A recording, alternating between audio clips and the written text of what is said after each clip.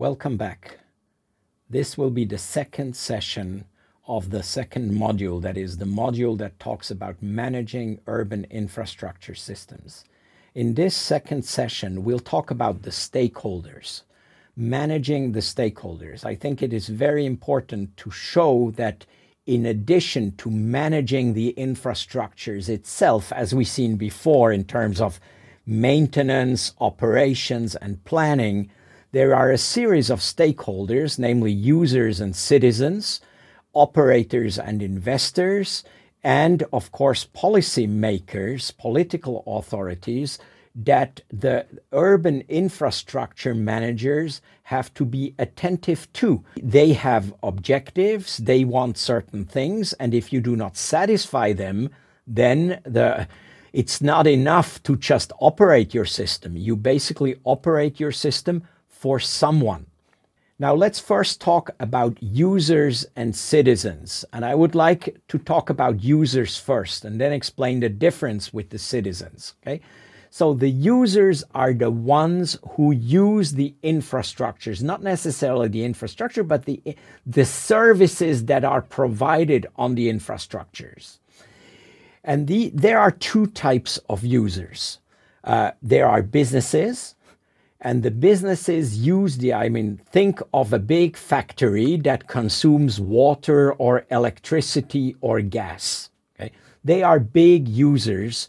They are necessarily connected to the infrastructure systems. And what they mostly worry about is the price of the infrastructure service, how expensive is the electricity to consume, and what is the quality? What is the quality of the water or the quality of electricity in terms of how many electricity cuts you actually get?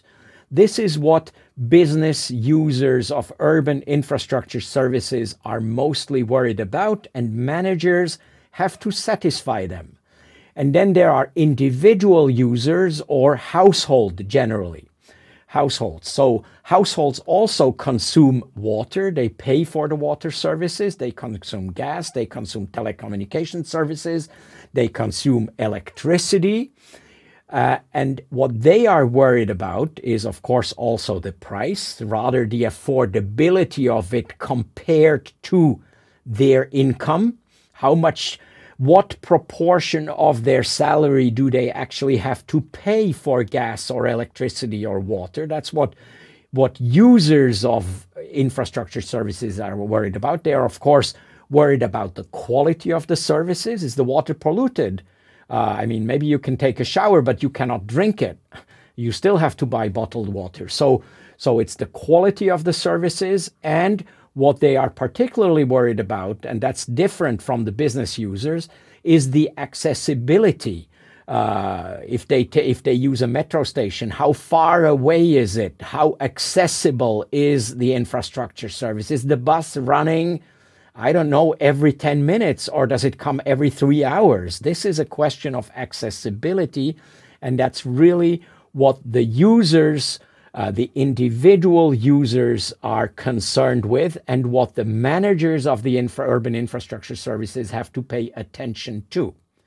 Now there are the citizens, and the citizens are actually different from the users. In some cases they are similar. All the users are generally citizens, but there are many citizens who do not use this infrastructure. Think of some rich people who will never take the metro or the tram.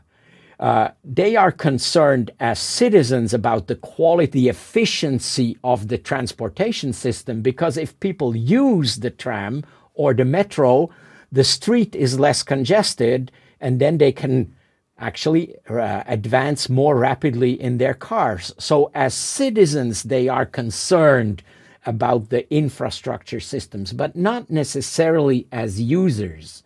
They are concerned about the efficiency of it. They're concerned about the sustainability of it. Think about pollution or things like that.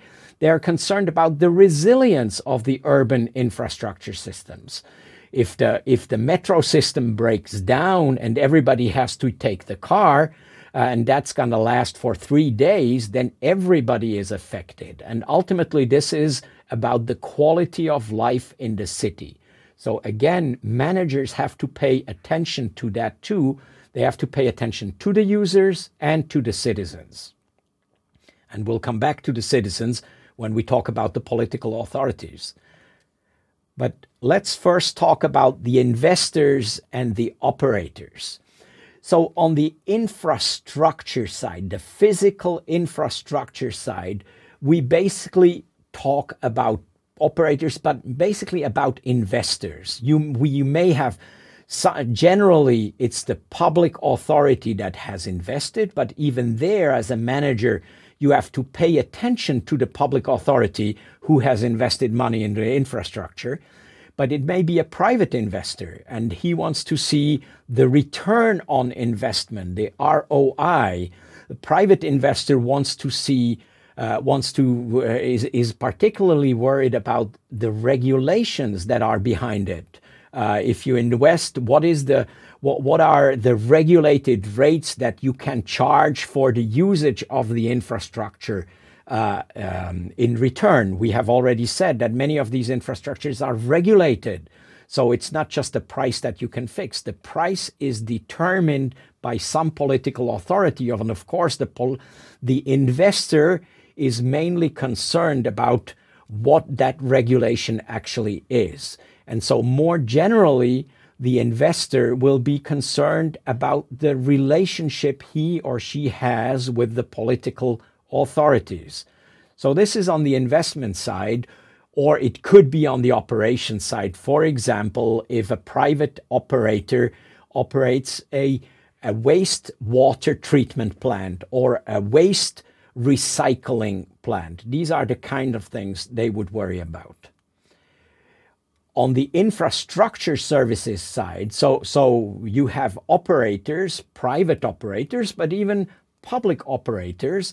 They are, of course, worried about the profitability of the services they are offering. You run a tram, or you run a bus, or a series of buses for that matter. It's how much money do you make? And that many of that is regulated again. What price can you charge for the ticket? What price can you charge for the water that you are selling? Regulated price. So that regulation directly determines how profitable your operation is. Another important element is the willingness to pay. The customers pay. How much are they willing to pay? How much are they cheating? If they are cheating, if they are not buying their bus ticket, let's say 5 to 10% of the transport users that can be factored into the cost of the operator, but it is important to know whether the public authorities go after these people or not, for example.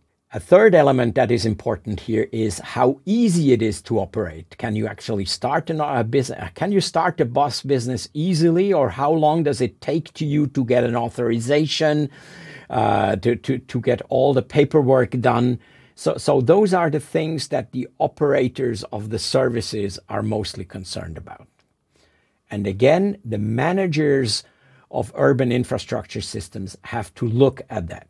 Now, in terms of policymakers, I will make a distinction between several layers of policymakers. I mean, the most typical layer is, of course, the city government. You are operating a water system in a city, and you may be even owned by the city, or you may have a contract by the city. Now, what is the city worrying about? The city will be worrying about how much your operations cost, especially if the city has to give you subsidies, or it supports you in the investments or in the maintenance of the infrastructure. The city government will also be worried about the customer satisfaction and the citizen satisfaction. So you as an operator of an urban infrastructure, you know that your political authorities are extremely sensitive to the fact that the citizens may or may not be satisfied, because that will determine whether you get your contract renewed, whether you get a subsidy, how much you get as a subsidy, whether you have penalties in your contract, things like that. ultimately, the city government is worried about the attractiveness of the urban infrastructure and the competitiveness of the city. And that's something that managers have to watch out for too. In some areas, you have actually a metropolitan government or an agglomeration government.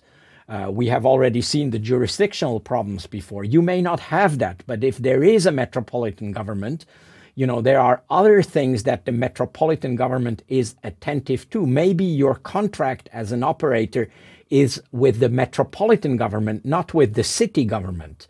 So the whole thing will apply to the metropolitan government. And then you have two other layers of government, which may be a regional government in federalist states, or it may be directly the national government. These are important because sometimes, or at least in certain countries, the investments that are made are not directly made by the city, but they're actually made by the regional government or by the national government. And so these governments that invest or give subsidies or even make contracts with you, they are worried about the costs. But ultimately, of course, they are worried about the attractiveness of the metropolitan area, of the competitiveness of the metropolitan area. So these are as many things that the managers of urban infrastructures have to look at. So my main point here is you don't just manage the infrastructure itself. You don't just manage the operations, you don't just manage the maintenance and the planning, you also manage the major stakeholders of these infrastructures. The citizens, the users, the operators if they apply, the investors, and the different levels of policymakers. Now, having seen the different stakeholders, what that means for management, in the next session, we are going to come back on the different dimensions of urban infrastructure management and what infrastructure managers have to pay attention to. We have talked, you remember, about the economic dimensions, the technical dimensions, the social dimensions, the environmental dimensions, and the jurisdictional dimension. We're going to come back to that. Stay tuned.